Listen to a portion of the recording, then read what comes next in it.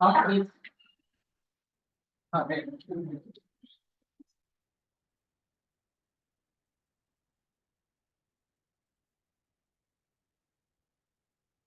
हम इस रात के समय में जो बाइबल स्टडी के लिए हम इकट्ठा हुए हैं, तो हम जो मैथ्यू मैथ्यू रचित सुसमाचार उसका 7वां अध्याय से हम कुछ बातें सीखेंगे जो प्रभु यीशु क्रिस्त ने पहाड़ी उपदेश में सिखाया गया है।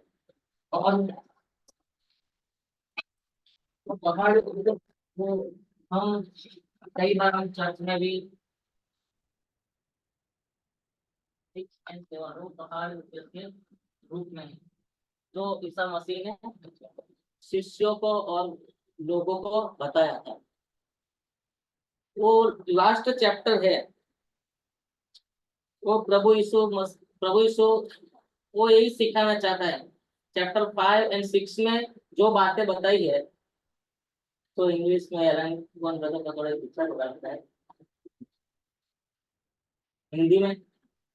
सो चैप्टर 5 और 6 में जो प्रभु श्री कृष्ण ने जो बातें बताई है, वो जीवन के लिए बताई है।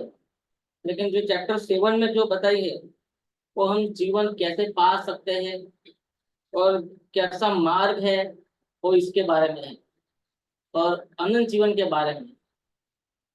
सो दूसरा जो भाग है, जो घर चैप्टर 7 और चैप्टर 7 24 से लेकर 29 आया, इसमें हम क्लास 28 और 29 में देखते हैं। मैं गुजराती में बताऊं, અને ઈસુ એ વાતો કહી રહ્યો ત્યારે એમ થયું કે લોકો તેના ઉપદેશથી અચરજ થયા, કેમ કે શાસ્ત્રીઓની પેઠે નહીં પણ જેને અધિકાર હોય છે તેની પેઠે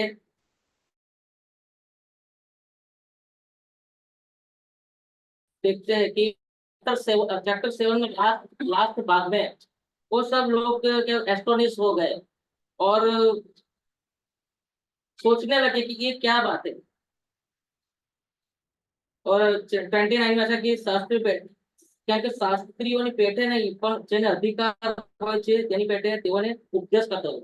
जो शास्त्रीय फरीसी लोग वो क्या बोलते हैं, उपदेश देते थे, वो प्रीच करते थे। लेकिन यहाँ ऐसे कहते हैं कि वो जो बातें बताई है चैप्टर 5, 6 और 7 में, वो इससे कोई डिफरेंट बात है। सो लोग एस्टोनिश हो जाते हैं और एक दूसरे को बात करने लगते हैं, क्या चीज है ये, किस तरह का मनुष्य है। सो हम चैप्टर 7 वर्स 13 और 14 पर हम फोकस पहले करेंगे। गुजराती में ऐसा लगता है, लिखा है कि તમે સાંકળે બારણેથી માહે પેસો, કેમ કે જે માર્ગ નાશમાં પહોંચાડે છે તે ચોરો છે અને તેનું બારણું પહોળું છે ને ઘણા તેમાં થઈને બેસે છે, કેમ કે જે માર્ગ જીવનમાં પહોંચાડે છે તે સાંકડો છે અને તેનું બારણું સાંકડું છે અને જેઓને તે જડે છે તેઓ થોડા છે। इस 2 आयत का इधर उधर शीर्षक मेरे बाइबल में गुजराती में लिखा हुआ है कि सांकड़ो मार्ग और चौड़ा मार्ग। तो हिंदी में ऐसा है कि सकरा और चौड़ा मार्ग। तो हिंदी में भी नीचे भी मैंने वर्ड्स लिखी थी, वो आप पढ़ भी सकते हो, लेकिन मैंने गुजराती में पढ़ा है। हम इसमें देखते हैं चौड़ा चौड़ा मार्ग, चौड़ा रास्ता। जो 2 आयत में हमने देखा है, चौड़ा रास्ता वो है। चौड़ा रास्ता वह सड़क है जिस पर सभी की शुरुआत होती है। जो चौड़े मार्ग पर चलते हैं उसको सकीना द्वार को ढूंढने की आवश्यकता है। सभी की शुरुआत चौड़े मार्ग से होती है।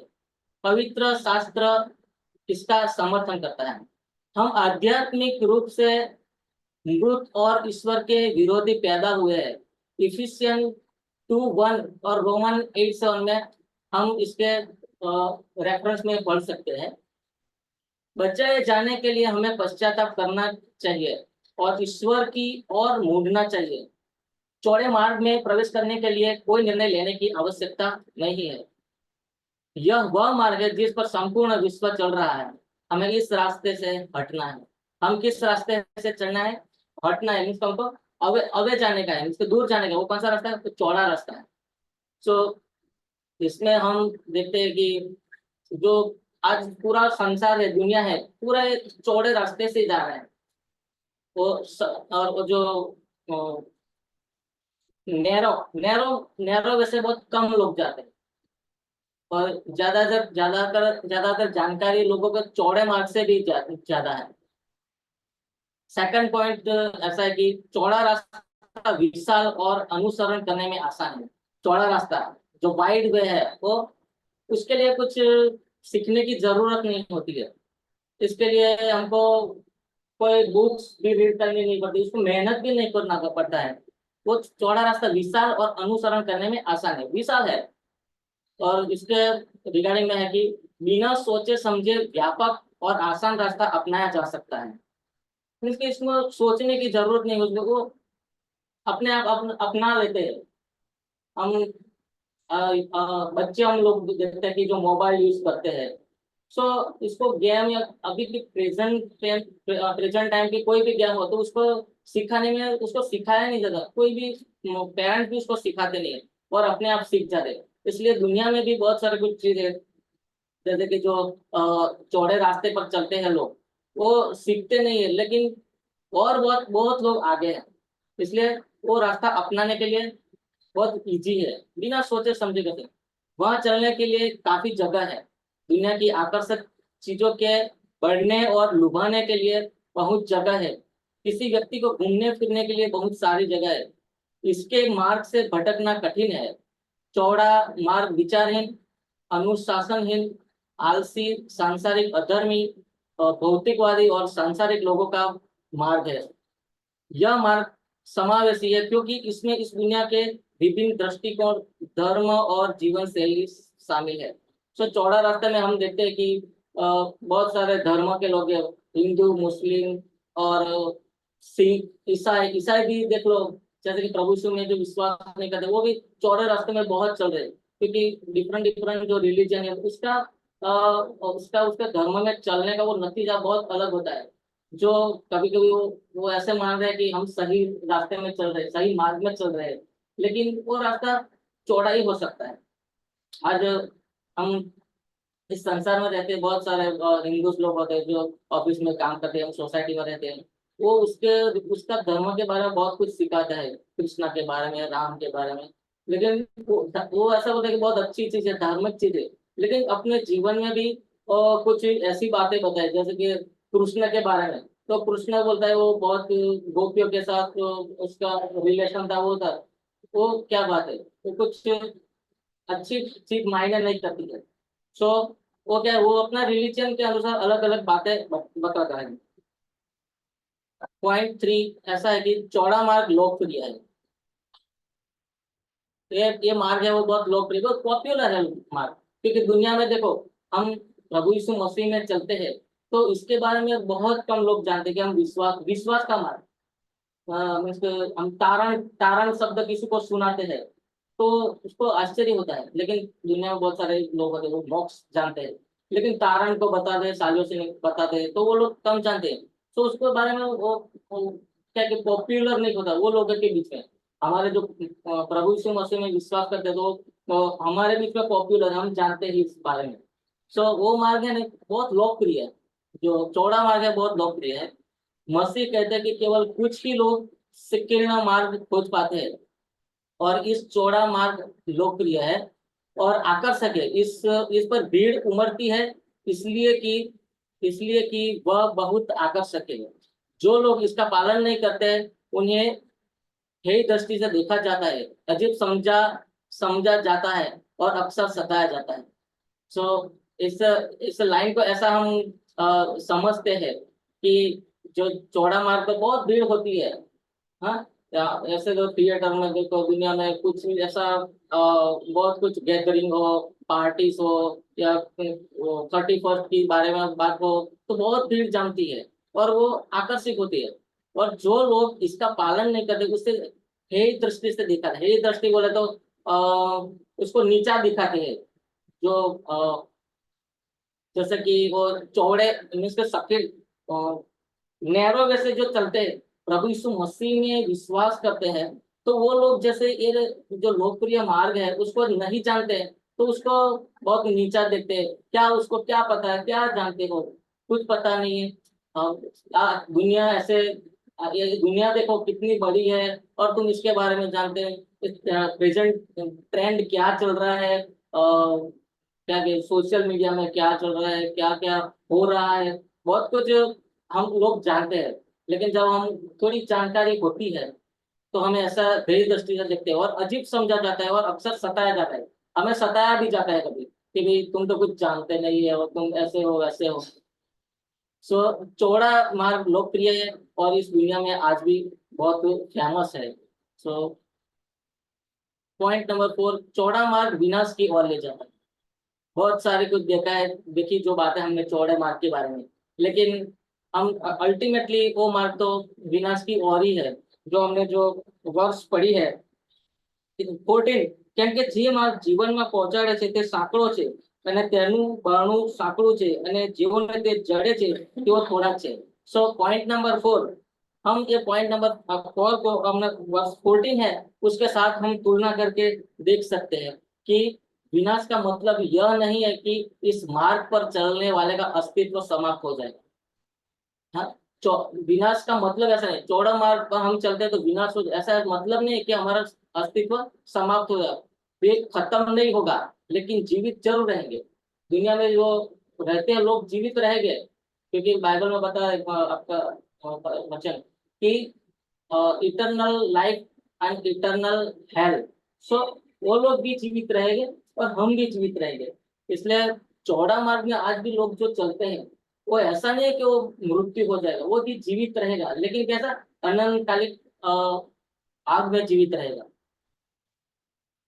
सभी या तो दंड में या आशीर्वाद में अनंत काल तक जीवित रहेंगे। विनाश का तात्पर्य शाश्वत जीवन से है। सो हम जैसे कि जो अनंत अनंत काल तक जीवित रहेंगे, विनाश विनाश का मतलब शाश्वत विनाश से है।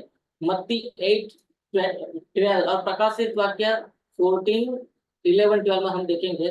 मत्ती 8:12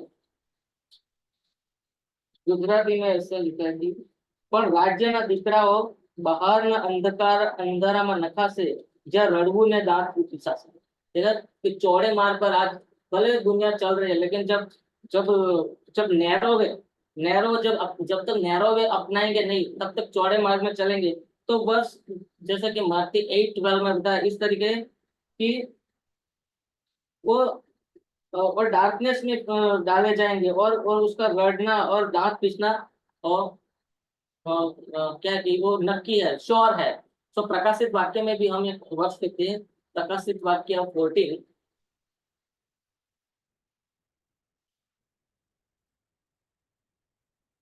प्रकाशित वाक्य 14:11।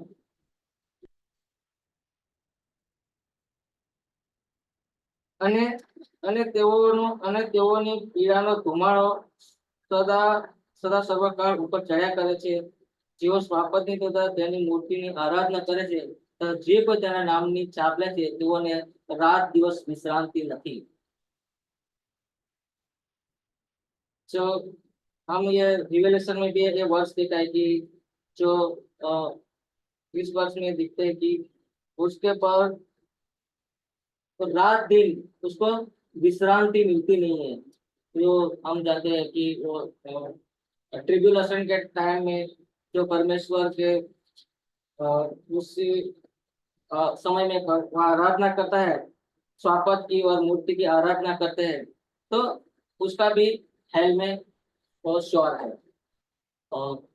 20 चैप्टर 20 और 10, चैप्टर 20 और 10 वर्ष में ऐसा की અને તેઓને ભમાવનાર શૈતાનને તે અગ્નિ તથા ગંધકની ખાઈમાં જ્યાં સ્વાપત તથા झूठा પ્રબોધક છે ત્યાં નાખી દેવામાં આવ્યો। ત્યાં તેઓ રાત सर्वकाल वेदना भोगवશે।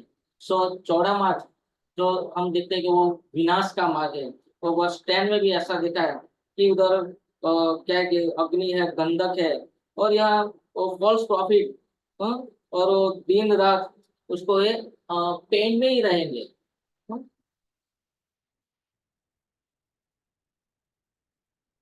तो इसमें है कि विनाश का मतलब यह नहीं है कि इस मार्ग पर चलने वाले का अस्तित्व समाप्त हो जाएगा, ये खत्म नहीं होगा लेकिन जीवित जरूर रहेंगे। हाँ? और सेकंड पैराग्राफ, विवाह, पालन पोषण, शिक्षा, सफलता आदि पर दुनिया के विचार निरंतर विनाश की ओर ले जाते हैं। ईश्वर ने इस संसार को आध्यात्मिक सिद्धांतों पर आधारित बनाया है।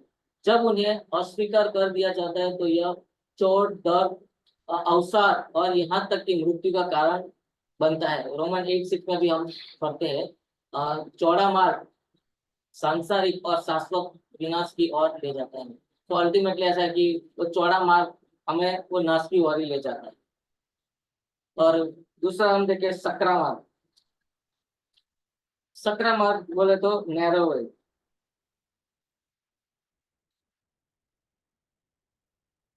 उसका पहला नंबर पॉइंट है कि सकरा रास्ता ढूंढना कठिन है। चौड़े रास्ते के विपरीत, मीन्स के चौड़े रास्ते के अगेंस्ट के और ऑपोजिट चीज है वो चौड़े रास्ते का, वो सकरा मार्ग है, मीन्स के नैरो है। सकरा रास्ता खोजना होगा, सकरा रास्ता हमें खोजना होगा, जरूरी है। कुछ के लिए यह दूसरों की तुलना में आसान है। कुछ लोग ईसाई घरों में पले पले पले बड़े और छोटी उम्र उम्र से ही सुसमाचार के संपर्क में आ गए। अन्य लोग ऐसे स्थानों में रहते हैं जहाँ सुसमाचार कोई गवाह नहीं है। सृष्टि उन्हें ईश्वर के अस्तित्व और महिमा की साक्षी देती है, लेकिन उनके पास बाइबिल रहस्योद्घाटन सुनने का कोई अवसर नहीं है। रोमन 1:20 में हम देखते हैं कि जो परमेश्वर जो जो पढ़े पढ़े लिखे नहीं है उसके लिए भी ये वर्ष लिखे कि जो जो जो नेचर है परमेश्वर ने जो बनाया है उसको जान के उसको महिमा दे सकते हैं। इस तरीके से हम परमेश्वर को जानते हैं। सो सकरा मार्ग वो जो है वो ऐसे नहीं कि पढ़े लिखे हो जान सकते हैं, लेकिन अनपढ़ भी दुनिया में बहुत सारे लोग हैं वो भी जान सकते हैं परमेश्वर की वो जो नेचर को उसने जो बनाया है, पूरा सारी दुनिया भूमंडल ये सारे। तो इसलिए वो सकरा मार्ग को अनपढ़ भी लोग ढूंढ सकते हैं। क्योंकि ईसाई उनके समाज में रहते हैं लेकिन उन्होंने या तो इसे अस्वीकार कर दिया है या इस पर विचार नहीं किया है। किसी भी व्यक्ति की स्थिति कैसी भी हो, सकरा रास्ता खोजना आसान नहीं है। केवल कुछ ही इसे पते हैं और इसे पाते हैं, और इससे भी काम लोग इसे स्वीकार करते हैं। क्योंकि हम देखते हैं कि किसी भी व्यक्ति की स्थिति कैसी भी हो, सकरा रास्ता खोजना आसान नहीं है। क्योंकि सकरा रास्ता वो तो प्रभु यीशु मसीह है, प्रभु यीशु मसीह का वचन है। क्योंकि वो खोजना बहुत लोगों के लिए डिफिकल्ट हो जाता है क्योंकि वो चौड़े रास्ते पर चलता है। इसलिए कभी वो बहुत सोचते हैं, अगर एक बार सोच लिया तो भी कभी कभी वो बैक स्लाइड हो जाते हैं। इसलिए वो रास्ता क्या कि सकरा रास्ता आसान नहीं है। सकरा रास्ता के बारे में हम सेकंड पॉइंट हम जैसे देखेंगे, सकरा मार्ग अलोकप्रिय है। हमने पहले देखा कि चौड़ा रास्ता वो लोकप्रिय है, ये रास्ता अलोकप्रिय है, popular not popular. Sakra Sakra रास्ता इस दुनिया में किसी को प्रिय नहीं है। हम इस दुनिया में देखे कि किसी को बारे में हम सुसमाचार बताते हैं, हम क्रिश्चियनिटी के बारे में बताते हैं, तो क्या है कि हमारा प्रभु यीशु मसीह में चलते हैं, वो रास्ता एक सकरा रास्ता है। और किसी को बताते तो उसको क्या बोलते हैं, उसको अच्छा नहीं लगता, वो बात प्रिय लगती नहीं, क्योंकि वो दुनिया की बातें जो जानता है उसमें रहता है। इसलिए सुनेगा तो भी 1-2 मिनट या कुछ सेकंड सुनेंगे, बाद में पूरा सुनने के लिए तैयार नहीं रहेंगे। इसलिए लोग स्वाभाविक रूप से दुनिया के व्यापक मार्ग का अनुसरण करने के लिए इच्छुक होते हैं। सकरा मार्ग को खोजने और इसका अनुसरण करने के लिए व्यक्ति को भीड़ से दूर जाना होगा। कभी कभी दोस्तों और परिवार को भी ऐसा करने के लिए छोड़ना पड़ता है। लूका 14:26 में हम इसके बारे में पढ़ते हैं। कभी कभी यह एक अकेला रास्ता है, हालांकि लोग इसका पालन करते हैं, जो वास्तव में कभी अकेले नहीं होते क्योंकि मसीह उनके साथ है। क्योंकि अ, और सकरा रास्ता ढूंढने के लिए हमें एक वचन भी लूका लूका 14:26, लूका 14:26।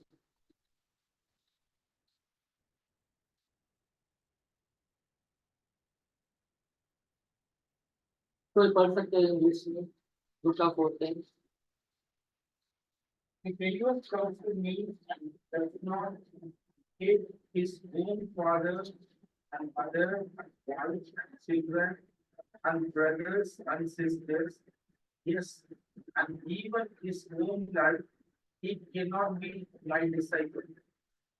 ओके, सो इस बात जो पढ़ा है इसमें ऐसा है कि જો કોઈ મારી પાસે આવે છે અને પોતાના બાપનો, માનો, પત્નીનો, છોકરાનો, ભાઈઓનો તો બહેનોનો આ પોતાના જીવનો દ્વેષ કરે તો તે મારો શિષ્ય થઈ શકતો નથી. सो उसका डिसिपल होने के लिए वो सब छोड़ना जरूरी होता है. इसमें ऐसा लगे कि व्यक्ति को भीड़ से दूर जाना होगा, कभी कभी दोस्तों परिवार को ऐसा करने के लिए छोड़ना पड़ता है. सो साकरा रास्ता तो ऐसा रास्ता है कि जो इंसान के फैमिली में हमारा एक मेंबर प्रभु यीशु मसीह में विश्वास करता है, एक नहीं करता है. हमारे दोस्त हो, हमारा सोसाइटी में कोई जो लोग होते हैं तो क्या है कि उसको छोड़ना पड़ता है. हम कभी कभी चर्च में सीखते हैं कि हम अलग होना पड़ता है. सो इस तरह के इस बात में भी होता है कि हमें अलग होना पड़ता है और अलग होता है कि हमको कीमत चुकानी पड़ती है. पॉइंट नंबर 3 है, ये मार्ग व्यक्ति को स्वेच्छा से पसंद करना होता है. यानी बस ये जो सकरा मार्ग है वो अनंत जीवन के बारे में बताया है. वो हमने अपने को खुद अकेला पर्सन क्यों, ऐसा नहीं, कलेक्टिवली उसको पसंद करना नहीं होता कि भाई हम पूरा फैमिली में सब लोग है, चलो ब्रदर ने कही वैसे तो बताया कि हम एक पर्सन ने विश्वास कर लिया तो पूरा विश्वास बच जाएगा, ऐसा नहीं. लेकिन वो स्वेच्छा से एक एक व्यक्ति को, सपोज मैं हूँ तो मुझे ही स्वीकार करना होता है और सबको पर्सनली करना होता है, ऐसा नहीं कलेक्टिवली नहीं है. इसलिए स्वेच्छा से हम खुद हमको पसंद करना होता है. ये रास्ता, यह वह रास्ता है जो व्यक्ति को अपनी स्वेच्छा से और पूरे दिल से चुनना होता है, किसी की दबाव से नहीं. इसमें कोई साकरा रास्ता जिसको परमेश्वर में अनंत जीवन पाने के लिए, जो प्रभु यीशु मसीह में विश्वास करने के लिए, तो उसमें किसी को दबाव होने की जरूरत, वो अपना हृदय से अंतकरण से करना होता है. और दबाव जो करते हैं तो भी बहुत ज्यादा टाइम तक वो उसके दबाव में रहते हैं, लेकिन अपनी जो इच्छा के अनुसार करते रहते हैं कभी. इसलिए वो सकरा मार्ग किसी को हम बताए कि भाई तुम ये मार्ग चुनो और उसमें विश्वास में चलो. अगर हम एक दूसरे को क्या है कि फ्रेंड होते हैं तो उसको बात बता दे, लेकिन अंदर से हृदय से जब तक वो बात सुनेगा नहीं, वो उसको स्वीकार नहीं करेगा, तो तब तक कुछ नहीं होता. इसलिए व्यक्तिगत करना और हृदय से करना पड़ता है.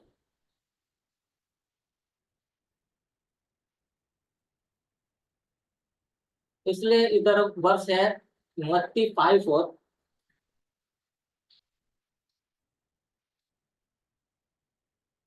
मत्ती 5:4 में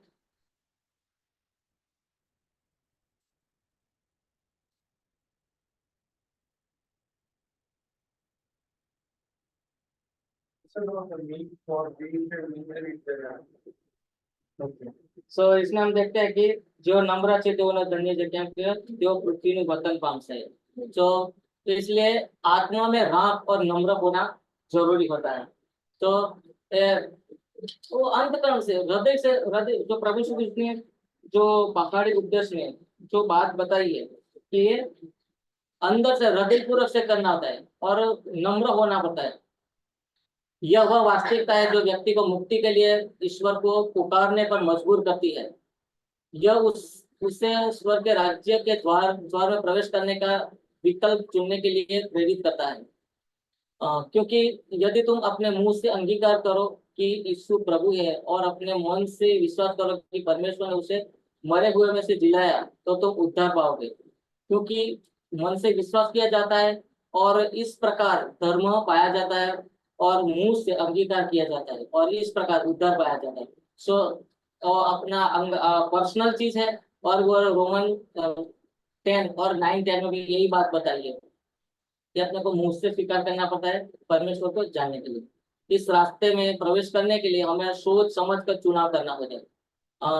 वो इसमें क्या है कि बहुत जल्दीबाजी करना नहीं होता कि परमेश्वर का मार्ग चुनने का है. इसलिए इसमें ऐसा नहीं कि वो कर लिया अपने तुरंत ही कर लिया, ऐसा नहीं होता है. इसलिए बहुत समझना पड़ता है, सोचना पड़ता है.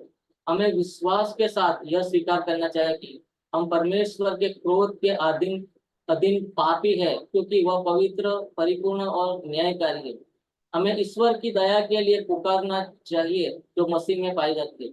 मसीह ने हमारे पापों के लिए क्रोध सहा ताकि हम उसकी धार्मिकता पाप से. 2 कोरिन्थियन 5:21 में ऐसा लिखा है, जो जो लोग उसे स्वीकार करेंगे वो बच जाएंगे।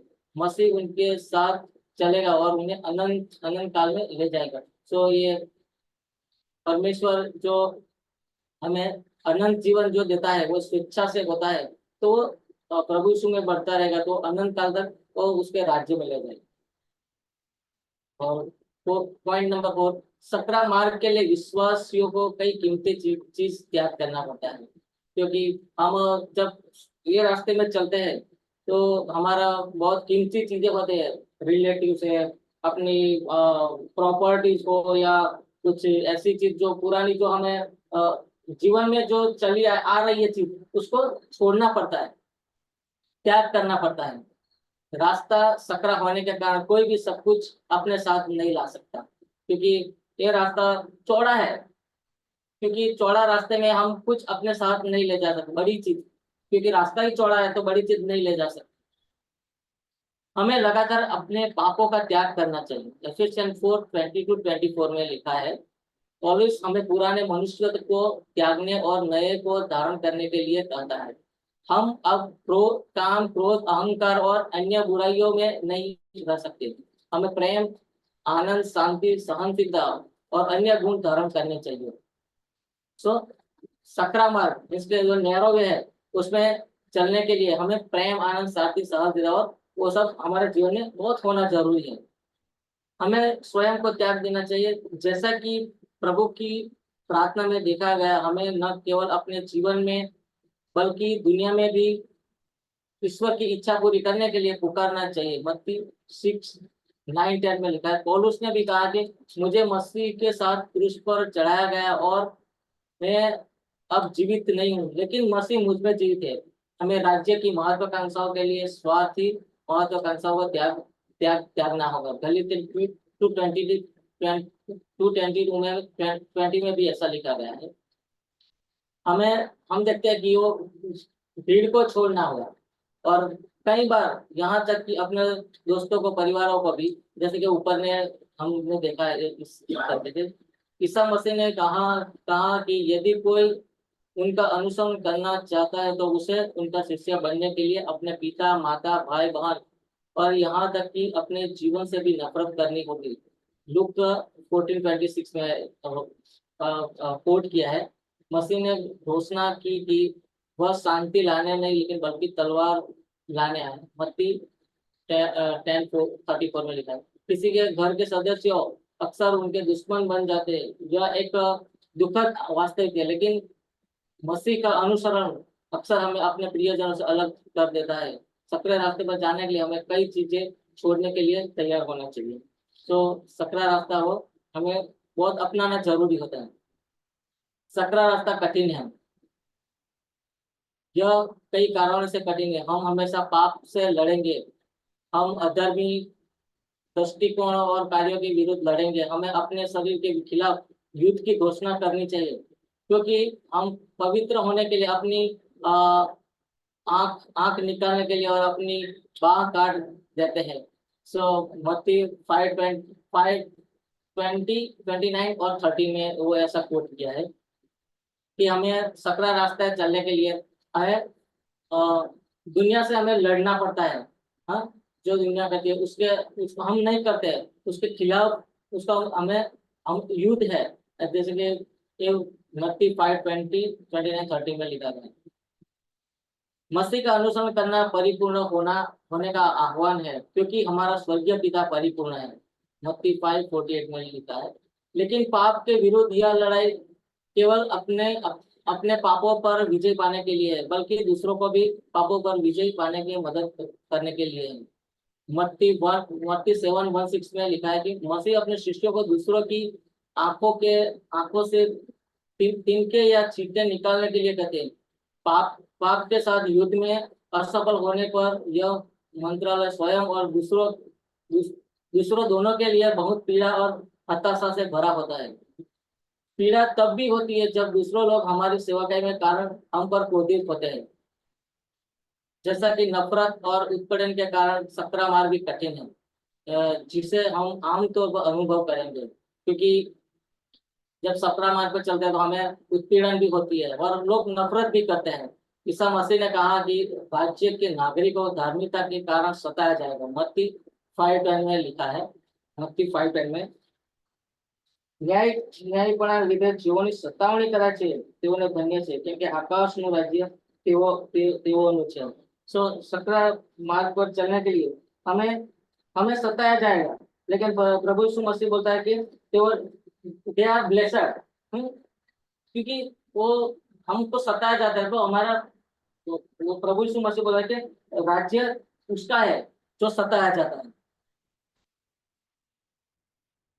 उन्हें उनकी नैतिक मान्यताओं के कारण सताया जाएगा, क्योंकि नैतिक हमारा जो हम नैतिक होते हैं, हमारे जो प्रमुख जो जो बेस है प्रभु यीशु मसीह पर हम चलते हैं, तो हमारा जो सोच विचार वो सब वो नैतिक होता है, इसके कारण हमें सताया जाता है। चौड़े रास्ते पर चलने वाले लोग किसी भी प्रतिबंध से नफरत करते हैं जो उनके आराम में बाधा डालते हैं। यह सिखाने के लिए व्यभिचार, गर्भपात या समलैंगिकता पाप है। दुनिया भर के कई समाजों में हंगामा मच जाएगा, कई लोग विश्वासियों का मजाक उड़ाएंगे। यह एक कठिन मार्ग है। पौलुस ने कहा कि जो कोई मसीह में भक्ति पूर्वक जीना चाहता है उसे सताया जाएगा। 2 तिमोथियस 3:12। चौड़ा रास्ता आसान है, लेकिन सकरा रास्ता बहुत कठिन है। इसमें ऐसा दिखा कि जब बाइबल में से किसी को हम ऐसे बातें सिखाते हैं कि व्यभिचार है, गर्भपात या समलैंगिकता पाप है, ये दुनिया में ऐसे बात बताए तो हंगामा मच जाता है और बोलते हैं कि ऐसा सिखाते हैं।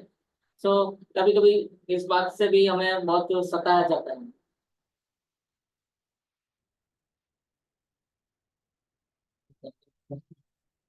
लास्ट पॉइंट 6, सकरा मार्ग जीवन की ओर ले जाता है। सो कुछ भी हो, लेकिन सकरा मार्ग जो हम अपनाते हैं, जो प्रभु यीशु मसीह ने जो बात बताई है वो उसके पर चलेंगे तो कठिन है। जानते हैं कि जो चीजें महंगी होती है बहुत अच्छी होती है, इसलिए कठिन है, लेकिन हमारे लिए बहुत महत्वपूर्ण और अच्छी है। कठिन है पर यह हमारे जीवन की ओर ले जाता है। वास्तव में इसमें प्रवेश करने के नया जीवन का अनुभव होना जरूरी है। पहले तो सकरा मार्ग जो हमें नया जीवन, जो प्रभु यीशु मसीह जो हमारे पापों के लिए जो उसने जान दी और उसके लहू पर हम विश्वास करते हैं, जो हमारे हमारे बदले उसने इस दुनिया में है और उसने जान दी, तो जब उसके पर हम विश्वास करते हैं तो हम हमारा जो क्या है, वो सकरा मार्ग पर हम चलते हैं। वो एक अच्छी बात है। यूहन्ना 17:3 में भी ऐसा लिखा है, मसीह ने कहा यह अनंत जीवन है कि वे तुम्हें एकमात्र सच्चे सच्चे परमेश्वर यीशु मसीह को जाने। राज्य के नागरिक भले ही दुनिया उससे नफरत करती हो और उनका मजाक उड़ाती है, परमेश्वर के साथ घनिष्ठता के कारण उनके जीवन की गुणवत्ता बेहतर होती है। तूफान के बीच में शांति हो सकती है, कठिनाई के बीच में खुशी। मसीह मसीह ने कहा मैं इसलिए आया हूँ कि तुम जीवन पाओ और बहुतायत से जीवन पाओ। यूहन्ना 10:10 मिलता है। वास्तव में जैसे जैसे हम मसीह के साथ चलते हैं और हमें इस कठिन मार्ग पर अनुसरण करना आसान लगेगा। हाँ, ऐसा लगे कि जब हम ये सब परमेश्वर हम चलते हैं रोज, तो क्या कि कठिन मार्ग भी हमारे लिए बहुत आसान लगता है, क्योंकि परमेश्वर हमारे साथ रहता है। जब उसके साथ हम चलते हैं और कठिन है, लेकिन हमें परमेश्वर के साथ ही चलते हैं तो हम कभी कभी हमको इजी भी लगता है, क्योंकि ऐसा है कि सकरा मार्ग तो कठिन है, लेकिन हम परमेश्वर में बढ़ते हैं क्योंकि परमेश्वर हमारे साथ है, वो हमें मदद करेगा, वो हमें चलाएगा। कोई भी परिस्थिति हो क्यों ना हो, लेकिन वो हमारे साथ है, इसलिए हमें कभी इजी भी रहता है। मसीह ने कहा हे सब थके हो, तो मत्ती 11:28-30 में ऐसा लिखा है कि हे सब थके हुए और बहुत से दबे हुए लोग मेरे पास आओ, मैं तुम्हें विश्राम दूंगा। मेरा जुआ अपने ऊपर ऊपर ले लो और मुझसे सीखो, क्योंकि मैं हृदय से नम्र हूँ और तुम अपनी आत्मा में विश्राम पाओगे, क्योंकि मेरा जुआ सहना आसान है और मेरा बोझ उठाना कठिन नहीं है। सो एक इनविटेशन है जो परमेश्वर प्रभु यीशु मसीह में विश्वास करने लगे उसके पास आने के लिए एक बड़ा इनविटेशन है। सो सकरा मार्ग चुनने के लिए एक बहुत अच्छा वर्ष है, वो जो दुनिया में बहुत सारे लोगों ने इस वर्ष पर विश्वास करके भी प्रभु यीशु मसीह में जीवन स्टार्ट किया हो सकता है। जो लोग इस सकरा मार्ग का अनुसरण करेंगे स्वर्गीय राज्य में अनंत काल तक बिताएंगे, वे इस धरती पर मसीह के साथ सदा जिएंगे। हाँ, इस ऐसा मत्ती 5:5 में भी देखा है कि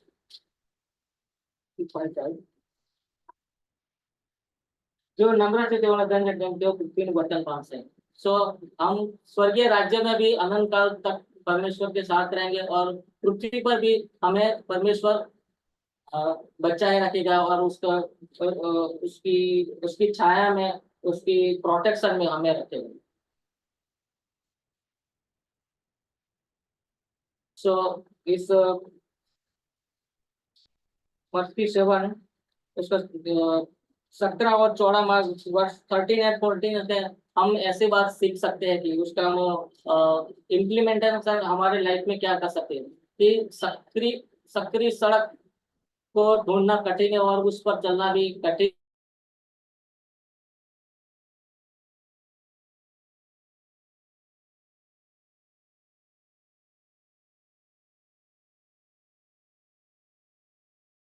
यहाँ हमें यह साझा करना चाहिए कि मसीह का अनुसरण करने से अनंत जीवन मिलता है। हाँ, हमें ये जो साथ जो पोर्शन पढ़ा है, इसमें एक ही बात हमें सीखना मिलता है, हमारे जीवन के लिए हमें अनंत जीवन मिलता है, और अनंत का युगानुयुग का जीवन मिलता है। लेकिन हमें यह भी साझा करना चाहिए कि यह एक महंगी सड़क है, क्योंकि ये रास्ता है लेकिन वो महंगी भी है, क्योंकि उसमें दाम चुकाना पड़ता है, क्योंकि बिना दाम चुकाए हम दाम नहीं चुका है, वो दाम ही नहीं है तो महंगी कैसे हो सकती है? इसलिए वो एक महंगी सड़क है। इससे लोगों को अपनी जान भी गंवानी पड़ सकती है। यदि प्रभु ने उन्हें बुलाया तो हमें त्यागेगा नहीं, किंतु हमारे साथ रहेगा, हमारे साथ चलेगा। यूहन्ना 6:37 में ऐसे देते हैं, क्योंकि वो हमें परमेश्वर, उसके साथ हम चलते हैं तो हमें संभालता है, हमारी अगुवाई करता है, हमारा हमारा प्रोटेक्शन करता है। पॉइंट नंबर 2 में ऐसा लगे लागू करण इम्प्लीमेंटेशन कि मूसा ने इस्राएल के सामने आशीर्वाद और अभिशाप रखा, क्योंकि उसने उन्हें परमेश्वर का अनुसरण करने के लिए चुनौती दी। व्यवस्था विवरण 11:26-28 में, जो इसमें बहुत सारी बातें बताई है, जो परमेश्वर ने साप साप और अभिशाप, कर्स एंड दूसरा क्या, कर्स कर्स एंड ब्लेसिंग। सो इस बात में ऐसा लगता है कि हम क्या चुनना चाहिए, कर्स चुनना चाहिए कि ब्लेसिंग चुनना चाहिए? हम ये क्वेश्चन में बात नहीं पढ़ सकते। यहोशू ने वैसा ही किया जब उसने इस्राएल को यह चुनने के लिए कहा कि इसकी सेवा करेंगे। जोशुआ 24:14-15 में एलिया ने इस्राएल से पूछा कि वे किसका अनुसरण करेंगे, बाल या परमेश्वर? 1 किंग 18:21 में ऐसा लिखा है। हम विश्वासी है तो डरना नहीं चाहिए। हाँ, हमें सुसमाचार का बीज बोना चाहिए, लेकिन हमें लोगों के निर्णय लेने के लिए भी कहना चाहिए। पतरस ने कहा, पश्चाताप करो और बपतिस्मा लो और तुम पवित्र आत्मा उपहार पाओगे। प्रेरितों के काम 2:38 में लिखा है। सो पॉइंट नंबर 3, बाइबल शिक्षण को केवल ज्ञान का प्रसार नहीं करना चाहिए। जो प्रभु जीवन देता है उसकी हमें दिल की गहराई से लोगों को बताना चाहिए। वो ओनली ऐसा शिक्षण नहीं देना, लेकिन हमारे जीवन में इम्प्लीमेंट करना चाहिए, हमारे जीवन में उसको अप्लाई करना चाहिए, ताकि हम क्या कि लोगों को बता सके। हाँ, और गहराई से लोगों को बताना है। पौलुस ने तीमुथियुस को खुद को उपदेश और शिक्षा देने के लिए समर्पित करना सिखाया। 1 तीमुथियुस 4:13। उसी तरह जब हम बाइबल का अध्ययन करते हैं तो हमारा लक्ष्य केवल समझना नहीं बल्कि आज्ञा पालन करना होना चाहिए। जेम्स 1:22 में कहता है, वचन पर चलने वाले बनो, न कि केवल तुम सुनने वाले। हमें इसे अपने जीवन और दूसरों के जीवन में लागू करने के लिए परमेश्वर का वचन का अध्ययन करना चाहिए। सकराम मार्ग में प्रवेश करने के लिए मसीह का आह्वान हमें बाइबल के शिक्षण और अध्ययन दोनों के लिए एक उदाहरण देता है। सो इस बात से सीखते हम या जेम्स 1:22 में देखिए, वचन पर चलने वाले नहीं लेकिन उसको सुनने वाले भी बने। हाँ? और इसमें दूसरे को बताने का भी है। सो इसका ये देख सकते हैं निष्कर्ष। निष्कर्ष को क्या बोलते हैं इंग्लिश में? समझ। केवल दो रास्ते हैं, एक विनाश की ओर ले जाता है और दूसरा जीवन की ओर ले जाता है। एक आसानी से मिल जाता है, दूसरे की तलाश करनी पड़ती है। एक लोकप्रिय है, दूसरा अलोकप्रिय है। एक तो आसान है, दूसरा कठिन है। अपने दिल से और बुद्धि से चुने, क्योंकि हमारा अनंतकालिक जीवन इसी विकल्प पर निर्भर करता है, आप कैसे चुनेंगे। सो हम हमारे बीच में ये जो चौड़ा रास्ता, वाइड वाइड एंड नैरो जो वे देखा है, सो उसमें हमें दिखता है कि वो हमें हम कौन सा विकल्प चुनना चाहिए, क्योंकि इस पिक्चर में हम देखते हैं कि बहुत सारे लोग इस एक रास्ते में जा रहे हैं, और एक कम लोग हैं जो क्रॉस का जो वॉल पर एक क्रॉस है उस रास्ते से जा रहा है। क्योंकि हमें नैरो वे से ही चलना हमारे लिए बहुत जरूरी है, क्योंकि परमेश्वर के राज्य में सदा काल युगान युग रहने के लिए हमें नैरो वे चुनना बहुत जरूरी होता है। और दूसरा क्वेश्चन है कि घर बांधने वाले दो मनुष्य के बारे में हम पढ़ेंगे। कोई वर्ष पढ़ सकते हैं इंग्लिश में। मैथ्यू 7:24 से है, 24 से 29। Therefore, everyone who hears these words of mine and puts them into practice is like a wise man who built his house on the rock.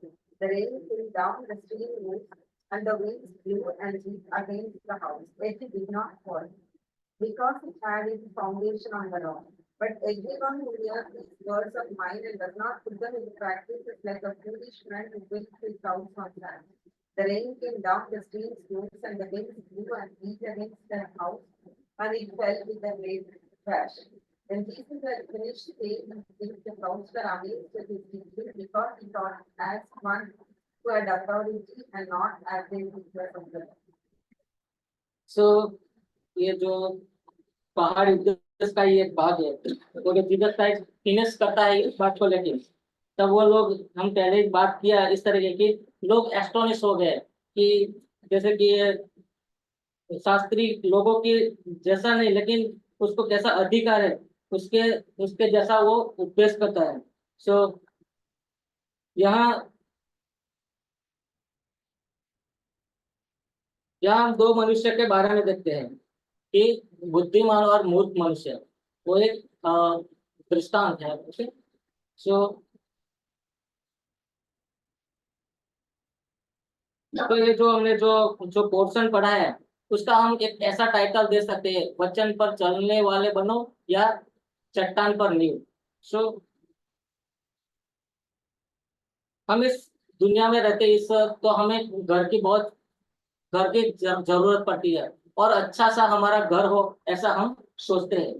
तो हम इसके बारे में देखते हैं कि घर बनाना हमारे जीवन के लिए सबसे बड़े फैसलों में से एक है, क्योंकि इस दुनिया में हम रहते हैं तो सब लोग बोलते हैं कि हमारा अच्छा सा घर होना चाहिए, और और घर तो होना चाहिए, कहीं भी कहाँ भी रहते हो, लेकिन घर होना चाहिए और अच्छा सा होना चाहिए।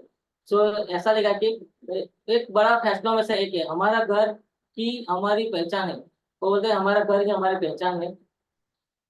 इसलिए यह जानना महत्वपूर्ण है कि हमारे घर के निर्माण के प्रत्येक चरण में क्या किया जाता है। घर बनाने का अलग अलग चरण है, इसके स्टेप होता है। जो जो दुनिया में जो बिल्डर जो बनाते हैं, वो घर का अलग अलग स्टेप होता है, इसको उसके चरण बोलते हैं। और उसको जानना महत्वपूर्ण है, ताकि हमारे नए घर का निर्माण सही आयोजन के साथ कर सके और अच्छा सा प्यारा सा घर बना सके। क्योंकि हम इस दुनिया में रहते हैं, तो इस तरह का कितना आलीशान अच्छा सा घर है, और लोगों के भीड़ से भी कितना अच्छा सा सुंदर घर है बनाया। तो ये बनाना सब लोगों को इंतजार होता है कि अच्छा सा लोगों के दूर से अच्छा घर बनाए। तो उसका स्टेप वन ऐसा है कि ये जो दुनिया में हम जो घर बनाते हैं उसके बारे में, घर के निर्माण का पहला कदम एक मजबूत और ठोस नींव रखना है। जो घर जो बनाते हैं, ये ये बिल्डिंग है बराबर, लेकिन उसको अच्छी तरह से बनाने के लिए उसका एक नींव, उसका फाउंडेशन बहुत जरूरी होता है। सबसे पहले साइड साइड से पत्थरों और रोडों को साफ किया जाता है, क्योंकि वो साइड होता है, वो जगह होता है, वो पत्थर और रोडों से उसे उसको साफ किया जाता है। खुदाई शुरू करने से पहले सुनिश्चित करें कि लेआउट मार्किंग प्लान के अनुसार बनाया जा रहा है। कंस्ट्रक्शन टीम साइट को समतल करती है और नींव बिछाने के लिए हॉल या खड्डा खोदती है। जो कंस्ट्रक्शन टीम होती है, जो बनाने वाले, वो उसको वो क्या होता है, वो एक लेवलिंग करते हैं, बहुत अच्छा सा लेवलिंग बाद में उसको नींव बिछाने के लिए हॉल या खड्डा खोदते हैं, बाद में उसको डिगिंग करते हैं, वो अच्छा सा फाउंडेशन करने, कंक्रीट डालना और पूरी तरह से तराई करना, तराई के बाद वाटर प्रूफिंग और दीमक ग्रोथ एंटी टर्माइट, जो फाउंडेशन में जो उसको एंटी टर्माइट डालते हैं, तो इससे लिए क्या है कि वो जीवात से वो फाउंडेशन को कोई नुकसान ना हो, ऐसा कुछ करने के लिए करते हैं। अल्ट्राटेक कंपनी इस दुनिया में कंपनी है, वो ऐसा है कि ILW एक डैम प्रूफ ठोस इस्तेमाल करने के लिए सूचना देती है।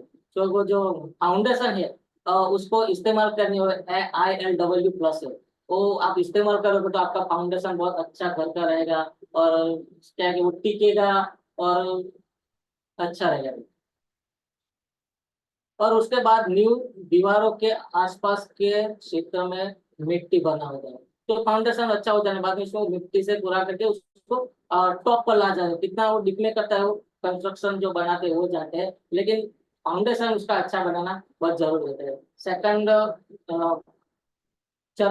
स्टेप 2, एक बार नींव नींव तैयार हो जाने के बाद अगला कदम घर की संरचना बनाना होता है। इसमें खिड़कियों और दरवाजों के लिए फ्रेम के साथ प्लिंथ, बीम, कॉलम, दीवारें, छत के स्लैब बनाना शामिल है। घर के चारों ओर एक और कॉलम होना जरूरी है, जो अधिकांश संरचना का भार उठाते हैं, क्योंकि वो वो जो फाउंडेशन बनाते हैं, उसको जो घर बनाते हैं उसको बीम भी बनाना चाहिए, जैसा कि वो बीम होता है इस तरह का कुछ बीम भी बनाना पड़ता है, क्योंकि क्योंकि उसको पूरा भार उठाना पड़ता है। यह निर्माण का सबसे महत्वपूर्ण चरण, क्योंकि इससे आपके घर की मजबूती और संरचना तय होती है, क्योंकि वो मजबूती के लिए वो फाउंडेशन एंड वो जो बीम वो जो होते हैं वो तय करना चाहिए, वो मजबूती के लिए बहुत अच्छा होता है। चरण 3 है, हमारे हमारे घर की कंक्रीट रचना तैयार होने के बाद प्लम्बिंग और इलेक्ट्रिकल सिस्टम लगाना जरूरी शुरू करते हैं। ये जब अच्छा हो जाता है, वो पूरा अप हो जाता है, बन जाता है घर, बाद में हमारे घर में सुनिश्चित करने के लिए इलेक्ट्रिकल बोर्ड और स्विच इस तरह से लगे कि हम आसानी से उनका उपयोग कर सके। जैसे हम पिक्चर में देखते हैं कि स्विच बोर्ड है, और वो जो गटर जो गटर का जो पाइप लाइन है वो सब हम अच्छी तरह से उसको रखते हैं। संदूषण से कंटेमिनेशन से बचने के लिए सेवेज पाइप हमेशा पेयजल वाले पाइप के नीचे होना चाहिए, वो अच्छी तरह से वो पाइप रचना भी करना चाहिए ताकि एक दूसरे को कुछ नुकसान ना हो। अच्छी तरह से इलेक्ट्रिक का काम करने के बाद प्लास्टर का काम किया जाता है, ताकि वायर सब दिखाई ना दे, क्योंकि घर का अच्छा अच्छा बन जाने के बाद वो इस घर में हम देखते हैं कोई भी हमको एक भी केबल में दिख नहीं पाओगे, इस तरह का हम वो बिल्डिंग बनाते हैं। चरण 4 है, एक बार वॉल फिनिशिंग और फिनिश के दीवारों पर प्लास्टर हो जाने के बाद खिड़कियां और दरवाजे लगाना होता है। खिड़कियां और दरवाजे इंसुलेशन और वेंटिलेशन प्रदान करते हैं, इसलिए कॉन्ट्रैक्टर को सही मटेरियल, अच्छी कंपनी का उपयोग करने के लिए कहते हैं। जो खिड़कियां और दरवाजे जो होता है वो क्या है कि इंसुलेशन वाले और वेंटिलेशन प्रदान करते हैं, तो अच्छा सा मटेरियल हम हमारा घर अच्छा बनाने के लिए ये सब हम अच्छा चुन सकते हैं। लास्ट पॉइंट चरण 5 है, जो इसमें हम देखते हैं परिवार को देखते हैं कि अंत में कंस्ट्रक्शन करने वाली टीम टाइलें बिछाती है तथा बिजली से बोर्ड, अलमारियां, किचन का फर्नीचर आदि लगाती है। एक बार इन सभी चीजों का लग जाने के बाद घर को वॉलपेपर से पेंट या प्लास्टर करने की बारी आती है। घर की सजावट के बारे में हमने परिवार के सदस्यों और मित्रों से सलाह लेते कि कैसा पेंट कलर इस्तेमाल करें या कौन सा नहीं। सो हम लास्ट जो घर तैयार हो जाने के बाद हम इस घर में रहते हैं बात है, तो इस घर का देखिए कि कितना अच्छा सा घर बन जाता है। इस फाउंडेशन करते हैं, उसका बीम अच्छा करने के बाद, पेंट सब करने के बाद, सो ये एक दुनिया में जो घर हम देखते हैं इसके बारे में। तो हमने जो पोर्शन जो जो पढ़ा है कि 2 प्रकार का घर के बारे में यहाँ हम देखते हैं कि एक चट्टान पर घर है और एक बालू पर, उसके एक रेत पर है। चट्टान पर घर ये बात बताता है कि यीशु मसीह का वचन, प्रभु में जीवन, उसके शिक्षा आज्ञा पालन, विश्वास का जीवन, हमारा चाल चलन जो चट्टान समान है, हाँ? जो हमारा जो जीवन है वो प्रभु यीशु मसीह में उसकी शिक्षा पर है, वो हमें एक चट्टान दर्शाता है। और रेत बालू हम ये फोटो में भी देख सकते हैं, एक अच्छा सा कितना चट्टान पर घर है, दूसरा एक घर एकदम टेढ़ा हो गया है, जो क्योंकि उसका नीचे पे देख सकते हैं कि वो अच्छी भूमि पर नहीं बनाया, तो क्या है कि क्या सोच के बनाया होगा। साइड में सीसोर है और यहाँ कुछ बालू है, रेती है। सो तय है कि नक्की है कि वो गिर ही जाएगा, टूट ही जाएगा। सो संसार की चीजें, संसार की ताकत, बुद्धि, ज्ञान, इन सारी चीजों को रेत के साथ तुलना किया है। सो हम ये देखते हैं कि जो रेत पर जो घर है, चट्टान पर घर है, वो हमारा प्रभु यीशु मसीह में उसका विश्वास में है। हमारा चाल चलन क्या है, वो एक चट्टान दर्शाता है। और रेत होता है कि जो हम संसार की बात में हम रहते हैं, उसकी जो उसका में उसमें जो ज्ञान होता है उसमें रहते हैं, तो हमारा करे रेत समान ही रहता है। तो इस क्वेश्चन में हमने कुछ वर्डिंग देखे हैं कि बाढ़, तूफान, बारिश है। तो इसमें बाढ़ है, वो है संसार की अभिलाषा, दुनिया की चक्काचौंध, खाना पीना, शादी शादी करना, संसार से प्रेम रखना, जीवन में महोत्सव, वचन में नहीं नहीं लगना, प्रार्थना में अरुचि, लालच। इसीलिए एफिशिएंस 6:16 में कहा है जलते हुए तीर। हाँ, so in English Prakriti, in addition to all this, take up the shield of faith with which you can extinguish all the flaming arrow of the evil one. So, Ephesians 6:16 में इस बात को हम समझ सकते हैं कि जो दुनिया में जो चीजें चकाचौंध है, खाना पीना, शादी, ये सब जलते तीर है जो हमारे हमारे विश्वासु जीवन में नुकसान पहुंचता है। इसलिए वो पाउल वो जलते हुए तीर उसको कहते हैं। और भी वर्ड हमने देखे हैं, तूफान, शैतान जो हमें पाप में गिराता है, उसके उसके तौर पर हम देखते हैं कि आदम हवा को जीनेसिस में हम देखते हैं कि जो वर्ष है जीनेसिस 3:6 में लगे, when the woman saw that the fruit of the tree was good for good food and pleasing to eye and also desirable for gaining wisdom, she took some and eat it. She also gave some to her husband who was with her, and he ate it. So हम देखे कि जो आदम और हवा के जो जीवन में जो तूफान आया, वो भी एक फ्रूट के शैतान के अधीन हो गए। सो एक उसके परमेश्वर के साथ चलता था, लेकिन उसके जीवन में एक तूफान आया जो शैतान ने उससे भरमाया और उसने वो जो फल खाया हम देखते। और इस वचन में हम जो पोर्शन पढ़ा इसमें हम देखें बारिश, तकलीफें, सताव, बड़ा नुकसान, बीमारी, मृत्यु, जॉब नहीं मिलना। सो हमें हम इस संसार में रहते हैं तो ये सब बहुत सारी चीजें होती है कि सताव होता है, बड़ा नुकसान भी होता है, बीमारी, मृत्यु, जॉब नहीं मिलना। सो ये हमारे जीवन के बारिश के रूप में हमें उसके देखना मिलता है। इस पोर्शन में हमने देखा है कि दोनों के जीवन में आंधी तूफान आता है, दोनों के जीवन में आंधी 25 वर्ष 25 एंड वर्ष 27, वो दोनों हम देखेंगे तो सेम चीज है। जैसे कि जो 25 में लिखा है कि વરસાદ વર્ષો રેલ આવી, વાવાઝોડા था, ને તે ઘર સપાટા પર लाग्या પણ તેને પાયો ખડક પર નાખેલો હતો માટે તે પડ્યું નહીં। और उसका जब उसका दूसरा 27 रहती है અને વરસાદ सेम चीज है, दोनों में बारिश गिरता है, तूफान आता है, और उसके बाद क्या कि बारिश भी होती है। तो इसमें लिखा है 27 અને વરસાદ વર્ષો ને રેલ આવી ને વાવાઝોડા થયા ને તે ઘર પર સપાટા लाग्या ने તે પડી ગયું અને તેનો નાશ થયો। हम इसमें 27 के लास्ट कोर्स में देखते हैं उसका वो नाश हो गया, उसका सत्यानाश हो गया। और 25 वर्ष के लास्ट में देखते हैं कि वो गिरा नहीं, इसमें देखते हैं वो गिरा नहीं और उसमें वो गिर गया। तो उसका मतलब क्या है, एक टिका रहा घर और एक सत्यानाश हो गया। इसका मतलब क्या है, इसका कारण है नींव या बुनियाद, इसको फाउंडेशन है। नींव एक हमारा विश्वास दर्शाता है। इस दुनिया में लोगों की नींव, इस दुनिया में लोगों की नींव दुनिया की बातों पर, इस दुनिया में मसीह लोगों की नींव मसीह पर।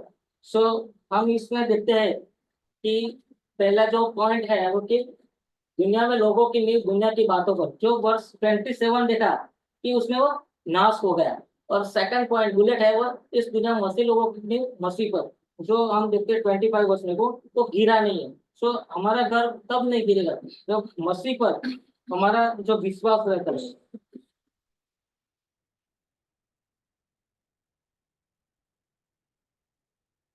तो इस बिल्डिंग के बारे में सब लोग जानते होंगे।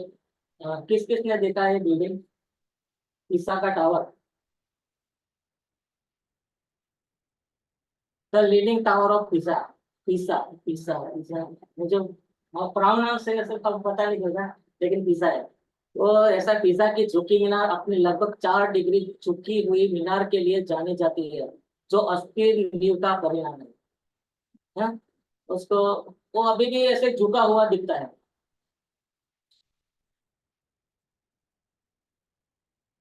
तो इसका थोड़ा डिस्क्रिप्शन ऐसा है कि पीसा, पीसा शब्द का अर्थ दलदल भूमि है। द मासी लैंड, द वर्ड पीसा मीन्स मासी लैंड। इटली में पीसा की झुकी मीनार गिरने वाली है। इस इमारत की धीमी गति को मापने के लिए वैज्ञानिक हर साल पीसा शहर की यात्रा करते हैं। वे रिपोर्ट करते हैं कि 179 फीट का टावर जो 1173 में बनाया गया था, प्रतिवर्ष लगभग 1 इंच का विश्व हिस्सा दूर हटता है और अब 17 फीट ऊंचाई पर है। हालांकि नवीनीकरण ने 810 साल पुराने टावर को बना सॉरी बचाया होगा और इससे ढहने से बचाया होगा। वो जो जो ऐसे उसका फाउंडेशन के कारण अच्छा नहीं है, वो थोड़ा टेढ़ा है, तो उसको बचाने के लिए वो 810 साल पुराने टावर को बचाया हुआ और इससे ढहने से बचा हुआ। महत्वपूर्ण रूप से पिसा शब्द का हमने जो देखा दलदल भूमि, तो वो ऐसी भूमि में बनाया गया था जो अच्छा सॉलिड नहीं होगा या कुछ इसकी लैंड होगा वो जो गीली होगी। इसके कारण जो बनाने वाले भी पहले सोचना चाहिए कि इसमें वो अच्छा अच्छा रहेगा कि नहीं रहेगा। जो इस बात का कुछ संकेत देता है कि टावर पूरा होने से पहले ही क्यों झुकना शुरू कर दिया। इसके अलावा एक और मुद्दा यह है कि इसकी नींव केवल 10 फीट गहरी थी। पिसा की झुकी मीनार के झुकने का कारण यह है कि इसका निर्माण दोषपूर्ण नींव पर किया गया, क्योंकि वो जब बनाया पहले तो बन गया होगा, लेकिन वो ऐसी भूमि में बनाया तो वो थोड़ा स्लांट हो गया। सो उसका नींव ऐसा, जब मैंने उसको उसके बारे में देखा तो उसका जो फाउंडेशन है वो ओनली 10 फीट का है। इमारत इतनी ऊंची है और उसका 10 फीट गहरा है। उसको बहुत सारा कुछ उसको फाउंडेशन करना जरूरी होता है और पहले तो उसको लैंड भी उसको अच्छा चुनना चाहिए होगा कि वो खड़ा रहे सीधा। तो हमने उसमें जो बातें सीखी है कि मेरी बातें इसमें वर्ष 24 ચેપ્ટર 7:24 में देखिए, ये માટે જે કોઈ મારી વાતો સાંભળે છે, कि मेरी बातें, उसमें हम देखते हैं कि मेरी बातें कौन सी है, जो चैप्टर 5 से लेकर 6, चैप्टर 5, 6 एंड 7 पर जो प्रभु यीशु मसीह ने पहाड़ी उपदेश में जो बातें शिष्यों को और सब लोगों को बताई है, वो बातों से वो बातों को बताने के लिए प्रभु यीशु मसीह तो ऐसा करके जो मेरी ये बातें સાંભળે છે અને એક ડાયા માણસને આપવામાં આવશે જેને પોતાનું ઘર કડક બાંધ્યું, वो जो बातें जो सुनता है और उसको पालन करता है, तो उसको बोलता है उसने अपना जो घर है वो उसने चट्टान पर बनाया है। मीन्स कि जो पहाड़ उद्योग 5 से लेकर अध्याय अध्याय 7:29 तक कही है, उसमें जो बातें बताई परमेश्वर ने, लेकिन कुछ कुछ वर्ष मैंने उसमें वर्डिंग लिया है कि मन के दिन बनो, धार्मिकता का भूखे बनो, मेल कराने वाले बनो, दोष ना लगाओ, प्रार्थना कैसे करना, उपवास कैसे रखना, नमक जगत की ज्योति बनो, दान कैसे देना, परमेश्वर परमेश्वर या दान दोनों में से पहला स्थान किसको देना, सबसे पहले किसकी खोज करनी, झूठे प्रचारों से सावधान, किसी के ऊपर दोष नहीं लगाना।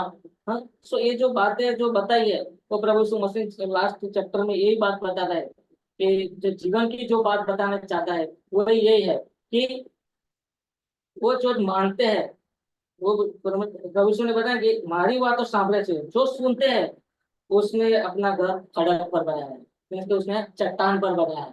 जैसे कि ये बात है कि उसको बुद्धिमान उसको कहला जाएगा। वो बातें सुनी है और उसको उसने मानी है तो वो बुद्धिमान है। इससे विपरीत यीशु ने जो बातें कही है उसको सुनेंगे लेकिन मानने वाला नहीं होंगे तो शैतान का प्रलोभन, सताव, दुनिया की उत्पीड़न, भ्रष्टाचार, दुख, कठिनाई, कमी घटिया, गलतियां, झूठे प्रचारक, ये सब जीवन में होंगे। हमारा जीवन घर रूपी दस घर रूपी सब जीवन रूपी घर नष्ट होंगे और हम मूर्ख साबित होंगे। सो ये मूर्ख है जो क्या वो लोग है जिसने बात तो सुन ली, इस दुनिया में हम रहते हैं तो परमेश्वर का वचन है वो हमें वो पढ़ना नहीं है लेकिन उसको मानने का है। तो जब जब जरूरत पड़ती है उसको इस्तेमाल भी करना होता है तब हम तब बहुत बुद्धिमान कहलाएंगे। अदरवाइज क्या है कि जब वचन को क्या है कि पढ़ते हैं तो उसको बारे में क्या कहना चाहता है, हमें क्या बताना चाहता है, जीवन के लिए क्या यूजफुल है, सब ये बात सीख के हम इम्प्लीमेंट भी करना है। इम्प्लीमेंट करेंगे तो हम बुद्धिमान की तरह है और लेकिन वो नहीं करेंगे तो क्या कि बहुत सारी गलतियां जो कमी घटिया है वो होगी। ये और बातें क्या कि हम मूर्ख साबित हो जाएंगे। हम यहाँ देखते हैं कि चट्टान चट्टान एक ऐसी चीज है वो क्या है कि चट्टान हर चीज झेल सकती है, रोक सकती है, पानी का बहाव भी रोक सकती है, बड़ी मुसीबतें चट्टान रोक सकती है। चट्टान क्या है कि जितना भी तूफान जो आता है वो चट्टान है क्योंकि वो चट्टान होती है वो हार्ड होती है, वो उसको खड़क के समान होती है। इसलिए कोई भी परेशानी या मुसीबत समस्या होती है वो चट्टान रोक सकती है। तो चाहे दुनिया में जो पहाड़ का बात हो या हमारे जीवन में भी हो, चट्टानों को आमतौर पर प्रभु यीशु पर विश्वसनीयता और ताकत के प्रतीक के रूप में संदर्भित किया जाता है। तो चट्टान जो प्रभु यीशु मसीह उसके पर विश्वास नहीं था, उसके पर हम जो विश्वास करते हैं उसको हम एक चट्टान के रूप में हम देखते हैं। वचन में हमें बताया है कि अपने घर और जीवन और स्थिर चट्टान पर बना है जो ईश्वर का प्रेम ज्ञान उतार है। चट्टान पर हमारा जीवन सुरक्षित है जो पृथ्वी पर उथल भरी कठिनाई से बचाने का स्थान है। सो ये चट्टान है क्योंकि दुनिया में हम जानते हैं कि जो नाशवंत जो जीवन है उसमें परमेश्वर के जो वचन में हमारा जीवन बना रहता है। तो क्या है कि वो जो हमारा जो नुकसान होता है तो ऐसा लिखा है कि उथल पुथल जो कठिनाइयों से उसमें बचने का एक आसान तरीका है कि हम हमारा जो जीवन है वो चट्टान पर बनाए रखें। और इसमें एक ऐसा वर्ष है शाम शाम 85 8 में ऐसा लिखा कि I will listen to what God the Lord said, he promise peace to his people, his faithful servant, but let them not turn to folly. इसमें ऐसा लिखा है कि जो बोल्ड में लिखा है कि जो उसका फेथफुल सर्वेंट है वो जो जो मूर्ख जो क्या होते हैं मूर्खता जैसी बातें जो शैतान की बातें है उसमें वो उसमें शामिल नहीं होगा तो उसके साथ वो जाएगा नहीं। सो इसमें हम बहुत सारी वर्सेस पे देखते हैं बाइबल में कि यीशु मसीह जो हमारा चट्टान है इसके बारे में साम 18:2 में भी 18:2 में लिखा है। हम देखेंगे साम 18:2।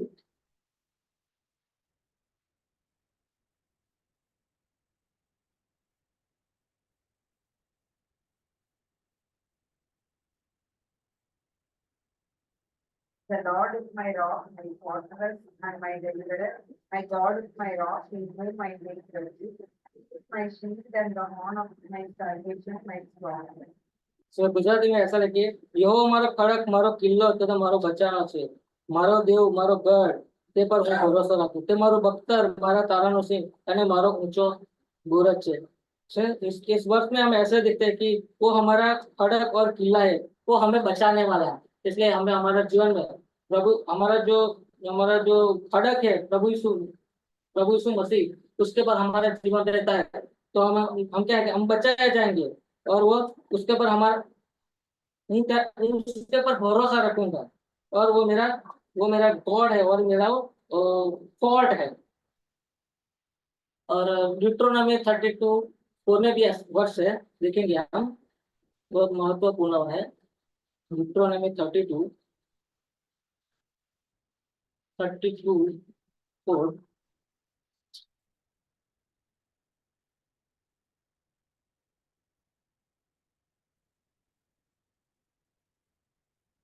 તે તો ખડક છે, તેનું કામ સંપૂર્ણ છે, કેમ કે તેના સર્વ માર્ગો ન્યાયરૂપ છે। વિશ્વાસુ તથા સત્યદેવ તે न्यायी तथा खरो છે। सो वो जो परमेश्वर, तो प्रभु यीशु मसीह, वो वो खड़क है, उसका जो काम है संपूर्ण है। वो कोई उसका क्या अनकम्प्लीट नहीं, वो एकदम फिनिश है। सो उसके पर हमारा जो जीवन है, वो जो हमारा जीवन रूपी जो जीवन है, उसके पर आधारित हम बनाते हैं, तो वो हमें कोई भी चीज में अपूर्ण नहीं होने देंगे। उसमें साम 46:1 में भी वर्ष देखते हैं। साम 46:1।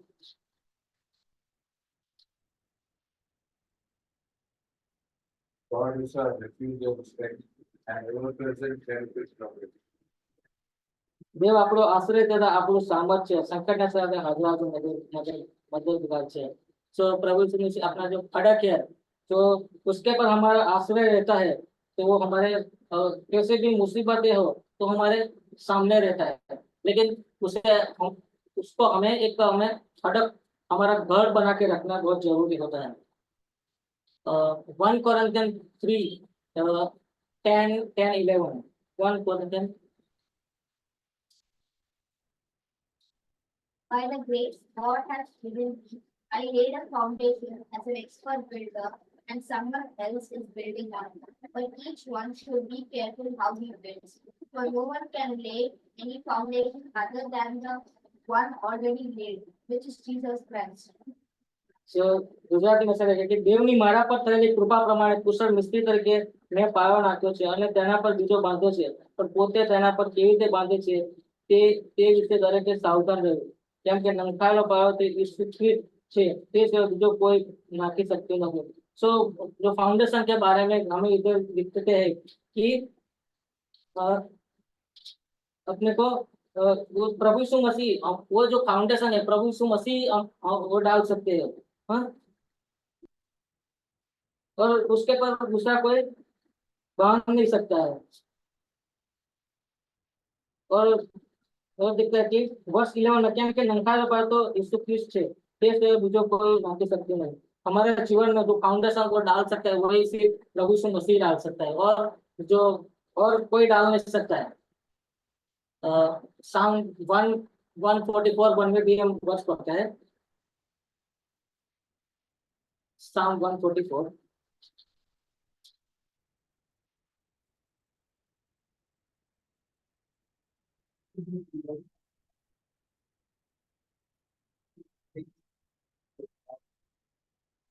Yes, Papa.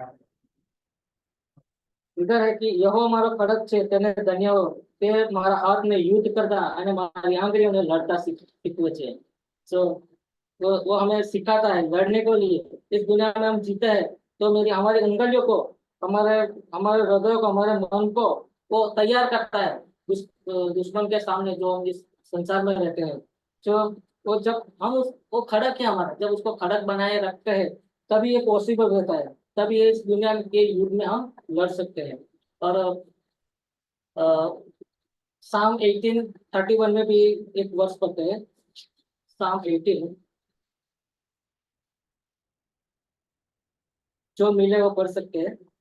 For who is God but the God, and who is the God except our God? કેમ કે यहोवा विना બીજો देव कौन છે, અને મારા देव विना બીજો घर कौन છે। सो इस वर्ष में हम जैसे बहुत अच्छी बात देखते हैं कि उसके बिना कोई कोई फॉल्ट ही नहीं है, दूसरा कोई चट्टान ही नहीं है। क्योंकि उसमें देखिए हम प्रभु यीशु मसीह पर ही हम हमारा गढ़ बना सकते हैं, और उसमें ही हम रह सकते हैं, उसके बिना कोई है नहीं। तो इस वर्ष में ये सकते हैं। बहुत बहुत सारी वर्सेस है, लेकिन हम थोड़ा स्लाइड में आपको शेयर करूंगा। आपको प्रभु यीशु मसीह को हमारा खड़क और घर मिला है, तो हमें कैसे हम उस पे उसमें छुप सकते, हम कैसे रह सकते थे। सो ये बहुत सारी जो खड़क के बारे में सीखा है। सो हम ये देखते हैं कि जीवन के तूफान, तूफान जीवन के दबाव और परिस्थितियां है जो हर किसी के जीवन में आते हैं। यदि हम एक निश्चित क्षेत्र में, एक घर में, और उस क्षेत्र में तूफान आता है, तो तूफान तूफान हम पर हमला करेगा। यदि हम इस धरती पर रहते हैं तो हमें जीवन के तूफानों का अनुभव होगा। हाँ, हम इस संसार में रहते हैं तो हमें बहुत सारे तूफानों का अनुभव होगा। इसलिए मसीह ने भी इधर नीचे लिखा है कि यीशु ने इसे इस प्रकार कहा, संसार में तुम्हें क्लेश होगा। यूहन्ना 16:33 में हम पढ़ेंगे। यूहन्ना 16,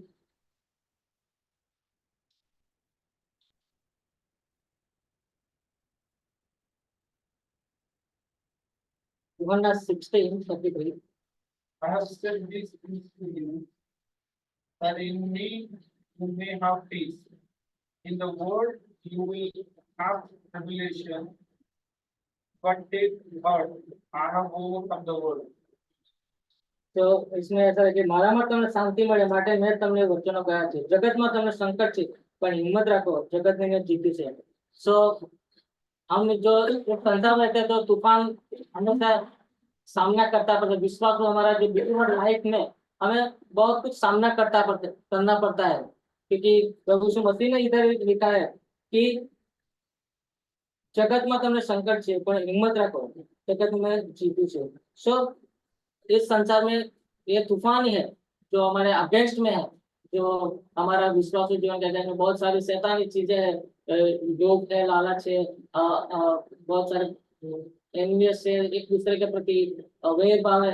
ये सब क्या है कि उसके उस संकट से हमें बचने का है, इसलिए हमें हिम्मत रखना है।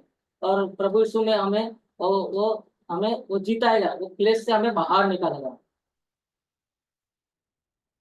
इसका हम देखें कि जीवन के तूफानों का मतलब, गंभीर मौसमी तूफान हमारे जीवन में अराजकता और बदलाव लाते हैं। वे उन चीजों को नष्ट कर देते हैं हमारे निकट और प्रिय है, जीवन, घर, व्यवसाय, दिनचर्या। तो हमारे जीवन में ऐसे जो तूफान जो आते हैं, जैसे कि हमारा जीवन है, हमारा जीवन में बहुत सारा कुछ नष्ट कर देते हैं, जैसे कि हम आगे क्या करें, क्या सोचे, क्या करेंगे, ये सब बहुत सारी चीजें। हमारा घर, व्यवसाय, जो हम जॉब करते हैं। सो कभी कभी हमें ऐसा तूफान आता है, जैसे कि हम कंपनी में जो काम करते हैं तो दूसरे लोगों के कभी कभी कुछ प्रेशर होता है, कुछ हमारे क्रिश्चियनिटी होने के कारण कुछ हमें सताया जाता है, और बहुत सारे कुछ झेलना पड़ता है। और हमारा जो डे टू डे लाइफ में बहुत सारी समस्या तकलीफें आती है, लेकिन वो एक वो उसका ये तूफान है हमारे जीवन में। मौसमी तूफानों के उदाहरण, जैसे कि तूफान का मौसम आता है और चला जाता है, वैसे ही जीवन के तूफान भी आते जाते रहेंगे। हर कठिन समय हमारे जीवन को प्रभावित करता है। एक रिश्ते का अंत, त्याग, नौकरी छूटना, और जीवन के तूफान का लंबी सूची है जिसकी गिनती हम कर नहीं सकते। बहुत सारे चीजें हैं हमारे जीवन के तूफानों में, विश्वासी जीवन में, लेकिन उसका कोई लिस्ट नहीं है। लेकिन उसके सब प्रभु यीशु मसीह में हमारा जो जीवन बनाए रखेंगे, उसको हम चट्टान बना के रखेंगे, उसको हम उसका गढ़ और किला बना के रखेंगे, तो ये मुसीबतें, समस्या हमें कुछ कर नहीं पाएगी।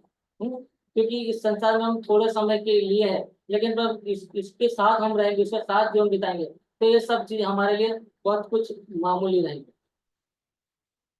जब जीवन में तूफान चल रहा हो, मेरे जीवन में तूफान में कैसे बचूं?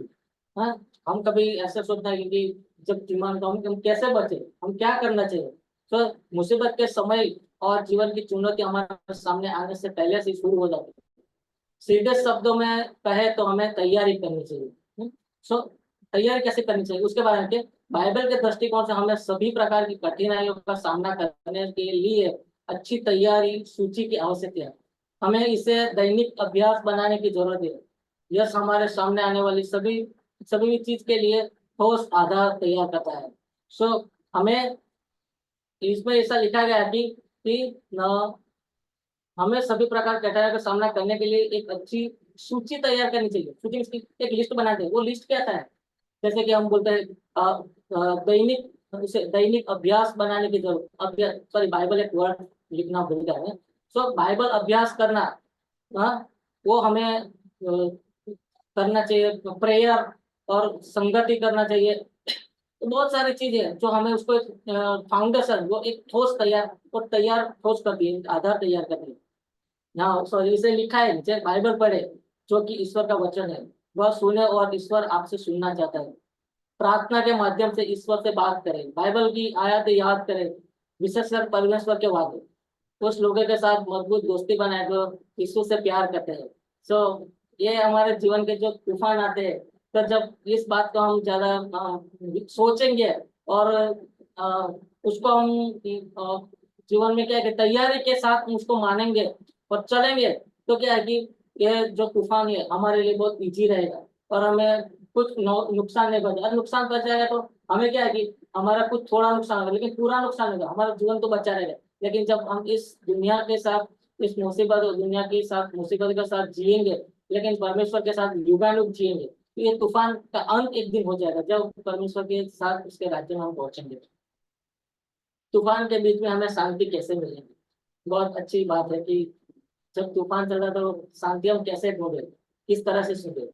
जब यीशु और उसके शिष्य समुद्र के बीच एक नाव में थे, तो यीशु ने कहा, हम देखते हैं कि और वह जाग गया और हवा को डांटा और समुद्र का शांत शांत हुआ और हवा थम गई और बड़ी शांति हो गई। मरकुस 4:39 में हम ऐसे करते हैं, हम देखेंगे बहुत अच्छे आए थे। मरकुस मरकुस 4:39, मरकुस 4:39।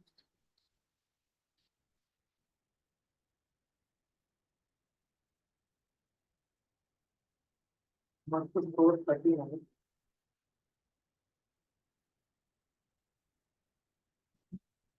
And he awoke and rebuked the wind and said to the sea, Peace, be still. And the wind ceased, and there was a great calm. तो यहाँ हम देखे कि प्रभु यीशु मसीह ने जो एक बड़ा आदि था, है? तो उसने वो जो स्कॉल्ड किया, विंड्स को स्कॉल्ड किया, उसने धमकाया और बोला वो तुम शांत हो जाए। सो हमारे जीवन में ऐसी जो तूफान आते हैं, सो परमेश्वर को हम उसको हम अब उसको मीडिएटर बनाते हैं, तो हमारे जीवन में जो जो तूफान आता है, कोई भी कैसे भी टाइप का तूफान क्यों ना हो, हमारे फाइनेंशियली प्रॉब्लम हो, जॉब की प्रॉब्लम हो, घर में फैमिली के बीच में भी कोई भी कुछ प्रॉब्लम हो, दुनिया में बहुत सारे, जैसे बोलते हैं कि बहुत सारा लंबा लिस्ट है जो हम उसको सामना करते हैं।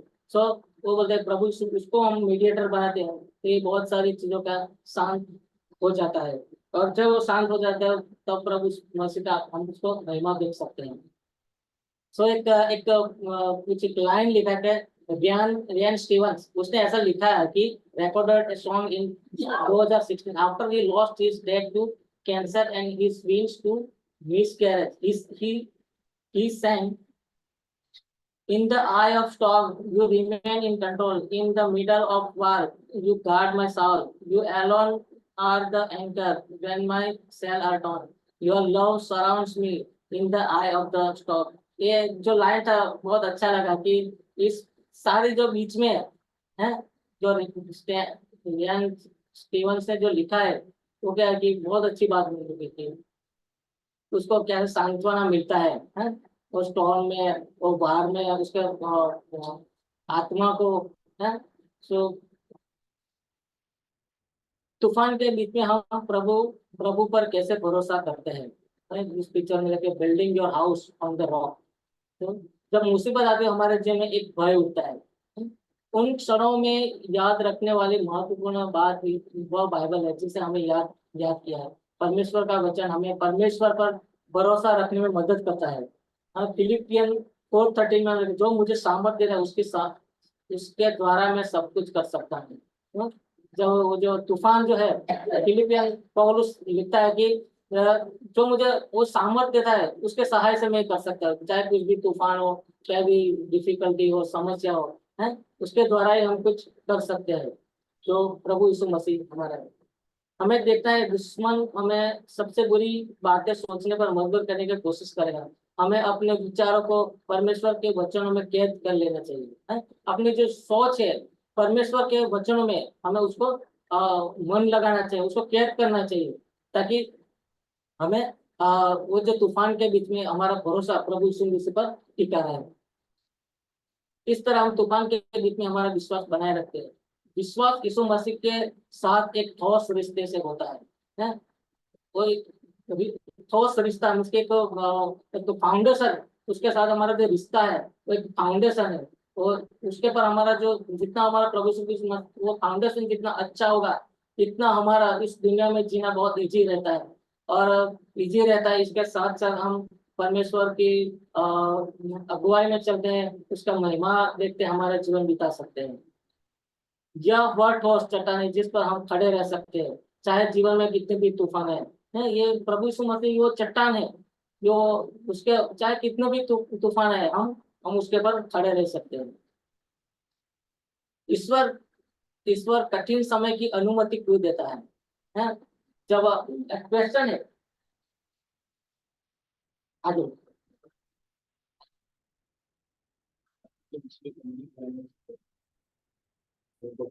वो जो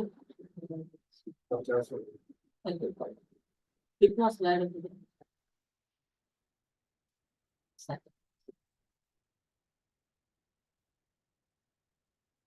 थोड़ा फास्ट देख लेंगे।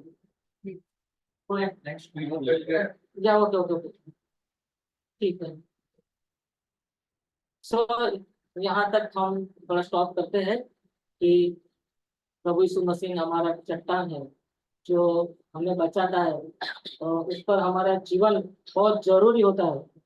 इसके बिना कोई चट्टान नहीं है, और उस चट्टान में हमारा जीवन सुरक्षित है। तो आज हमें उसका जो कंक्लूजन है वो लास्ट स्लाइड में था, लेकिन बाद में हम देखेंगे। प्रभु इन बच्चों को आशीषित करें, और कुछ इसमें करेक्शन करना है आप कर सकते हो।